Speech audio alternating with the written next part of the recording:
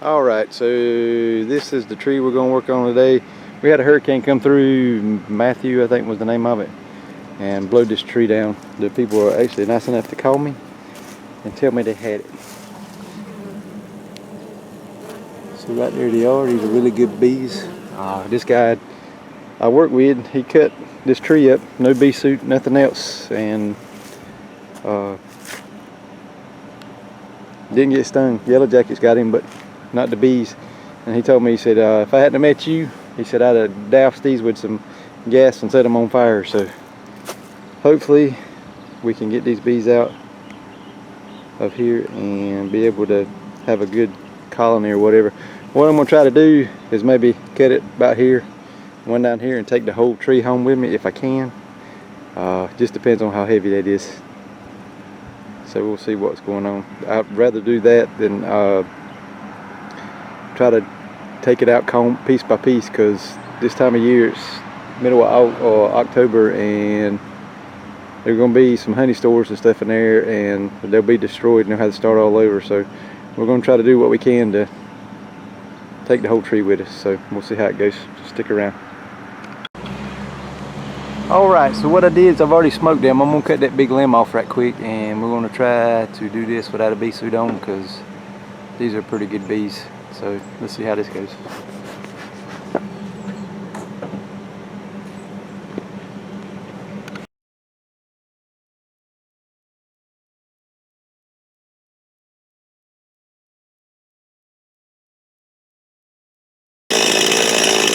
Thank you, guys.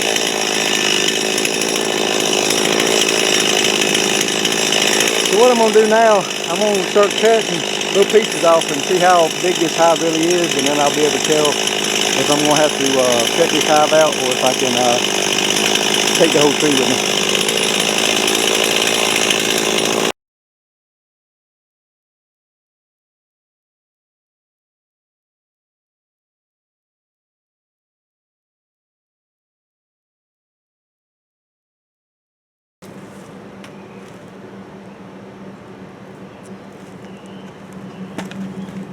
Okay, so we found the top of the hive.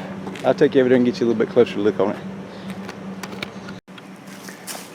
So here's the top of the hive.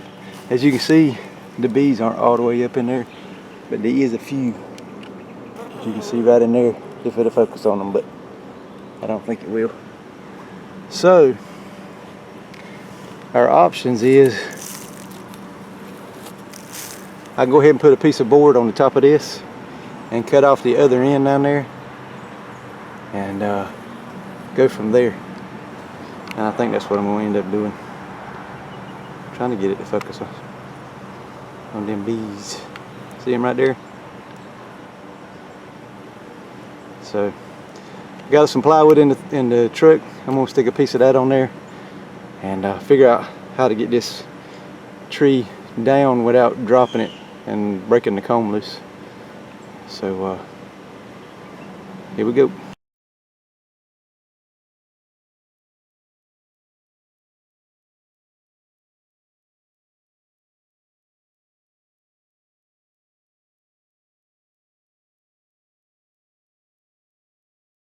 Oops. So what I've done right there is kind of made a little prop, so hopefully we can keep this thing from slamming down on the ground. There's my beautiful wife. Oh, haha. She's out here stoking the fire in the smoker that looks like it's gone out. Yep, I think it has.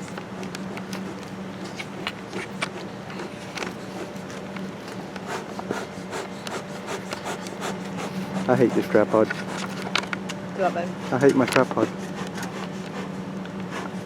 There's no minor adjustments on it.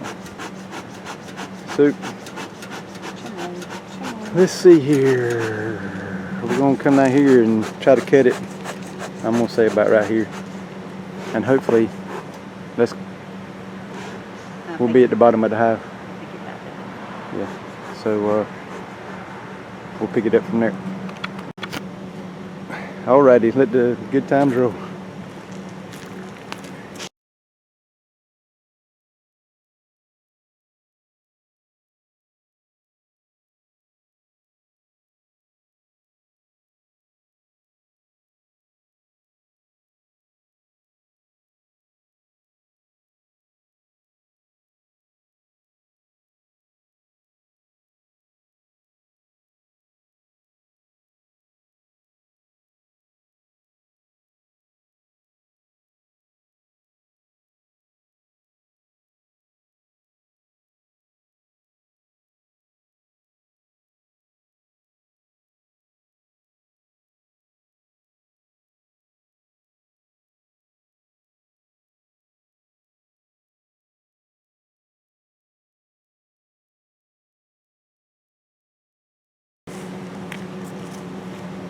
All right, I'll show you what we got on the other end now.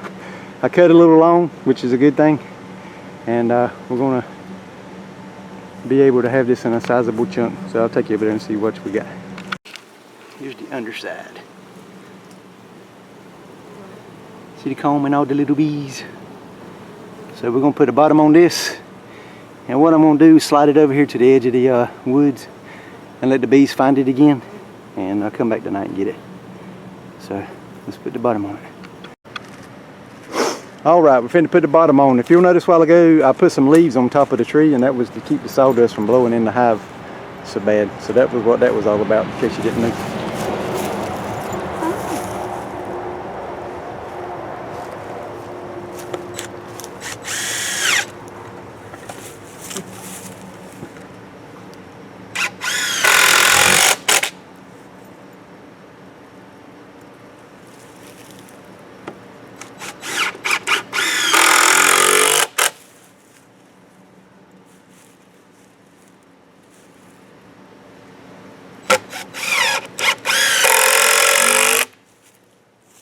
There we go. So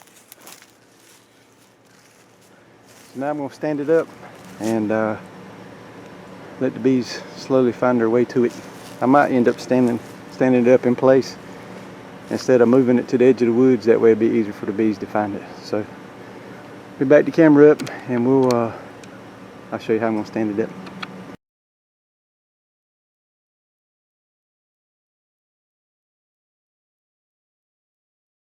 There we go. I don't know if you can tell it on the video, but that's on a slight bit of a hill, and my saw does not cut exactly straight. So, but there is the incline there. That's the reason why it's leaning so bad. But we're going to leave that there for now. We'll come back later on this afternoon or tonight and pick them up, and we'll take them to the house. Hope y'all are enjoying the videos. We'll pick that up back later on the night if it's where we can film, if we got enough light. So if not, I'll show you what it looks like tomorrow. Alright, this is another little quick video right quick. I wanted to show you the front side of it. See how the bees are kind of collecting over there. They'll eventually find out where their hive's at. That's the reason why I'm not moving it too far away from the original spot. The rule is 3 feet or 3 miles. So being we dropped it down so low, I'm just going to leave it right there and come back this afternoon and get it. But you can see the bees are collecting over there on that part of the tree. So, but when I get this home, I'm going to reduce the size of that hole there by putting either that blue filter material on it or a piece of wood or something. That way they can defend their hive a little bit better, because at the house they're going to have a little bit of competition, and I don't want this hive to get robbed out. So, but there's where we're at, and I'll pick it up here in a little bit, either this afternoon or in the morning. I had came equipped to take this hive and put it in a box. I had my rubber bands and all that other stuff with me, but it worked out where I didn't have to do that, so that was a good thing.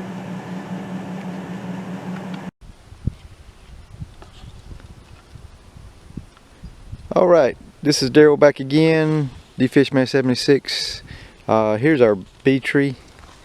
As you can see, this ain't its final resting place. I don't know if you can tell it, but through there is where some of my bees are at, and then my house is way over there through the woods. But I brought this over here so we could get it off the trailer at least. If you'll notice, I've got my blue filter material still in the hole, and I'm going to use it to block that hole off, because the entrance to this thing is so large that with as many bees as I've got in this area over here, it would be easy for them to be robbed out. So I'm just going to leave that blue material in there. They'll actually propolize around it and over it, and that'll cut the wind down on it too. Now when I brought this thing home, I actually used that material there to cover the hive hole, so coming down the road there wouldn't be so much wind blowing in and out of the hole and the bees getting cold, because it is It was probably 60 degrees when I brought them home, and I didn't want to chill the brood or nothing else. So what I did was I put it on a trailer, strapped it down standing up, and just brought it back over here. So this is the final on it. I'll do some updates during the winter time just to let y'all know how they're doing. So hopefully this hive will survive. This was a better option for these bees. If I'd have tried to cut these out, they wouldn't have been hardly any comb that'd have been salvageable because of the sawdust that would have blowed out on them and all that other good stuff. So I'm just gonna leave them in this tree. Hopefully they'll survive the winter time, and I'll be able to catch some swarms off of them. So hope y'all enjoyed the videos. If you got any questions, as always, leave them in the comments below, and I'll answer them as soon as I can. If you're not a subscriber, please subscribe. Like and share the videos on Facebook. I've got a Facebook page set up, so DFishman76, so y'all go out there and like it. I don't put a whole lot of content up on it, but it's there